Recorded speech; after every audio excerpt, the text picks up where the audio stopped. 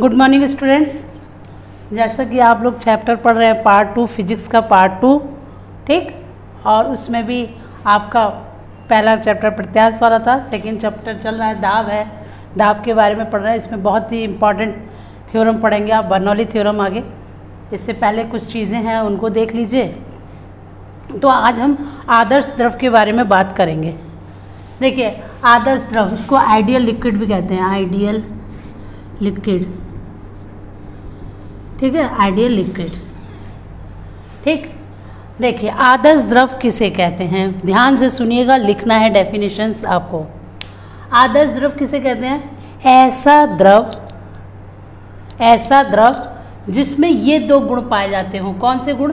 शून्य संपीड्यता और शून्य श्यानता। ऐसा द्रव जिसमें ये दोनों गुण पाए जाते हों, शून्य संपीड्यता और शून्य श्यानता, तो वो द्रव क्या कहलाता है? आदर्श द्रव कहलाता है। अब आएगी बच्चों बात कि मैडम शून्य संपीड्यता और शून्य श्यानता क्या है, ये बताइए। तो मैं बताती हूँ।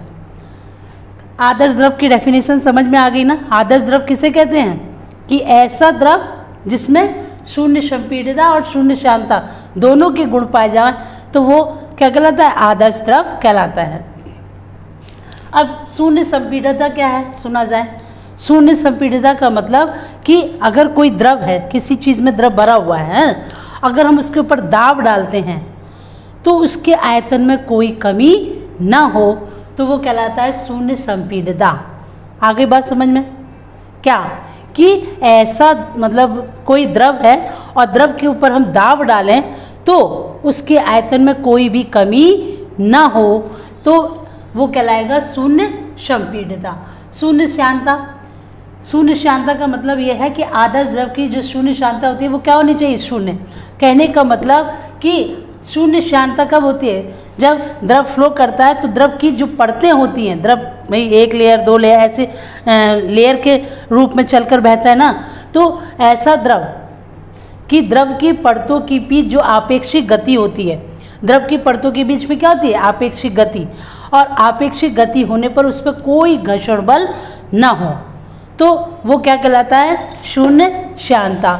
अब देखो, जब कोई द्रव इस आदर्श द्रव की श्यानता क्या होनी चाहिए? शून्य होनी चाहिए। और किसी विभिन्न परतों के बीच जब आपेक्षिक गति होती है तो इस गुण को क्या कहते हैं? वह श्यानता ना। और लगने वाले बल को क्या कहते हैं? श्यान बल। आई बात समझ में? लगने वाले बल को श्यान बल और इस गुण को श्यानता। यानी कि द्रव की दो परतों के बीच जो आपेक्षिक गति होती है तो उनके बीच कोई घर्षण बल नहीं होना चाहिए। तो ऐसे द्रव को वहाँ आदर्श द्रव कहा जाता है। कल हम लोग पढ़ेंगे प्रक्षुब्ध और विक्षुब्ध प्रवाह, धारा रेखे प्रवाह और प्रक्षुब्ध प्रवाह, फिर उसके बाद क्रांतिक वेग है, फिर आपकी आती है बर्नौली थ्योरम। तो ऐसे ही आपको वीडियो मिलते रहेंगे।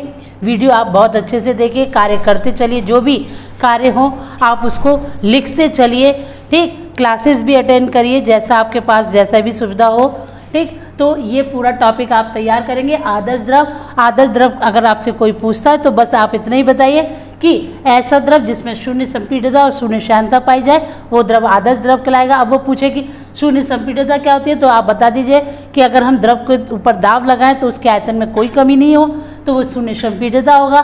शून्य श्यानता का मतलब कि अगर हम द्रव की बीच गति करा रहे हैं, द्रव बह रहा है, तो द्रव की दो परतों के बीच जो आपेक्षिक गति होती है तो उसके कारण कोई उसमें घर्षण बल नहीं होना चाहिए। अगर ये दोनों गुण मिल जाएं तो फिर वो कहलाता है आदर्श द्रव, ठीक है बच्चों। तो इस प्रकार से ये पूरा तैयार करना है। कल मैं विक्षुब्ध और प्रक्षुब्ध धारा रेखे प्रभाव बताऊंगी। तब तक के लिए बाय बेटा, थैंक्स फॉर वॉचिंग।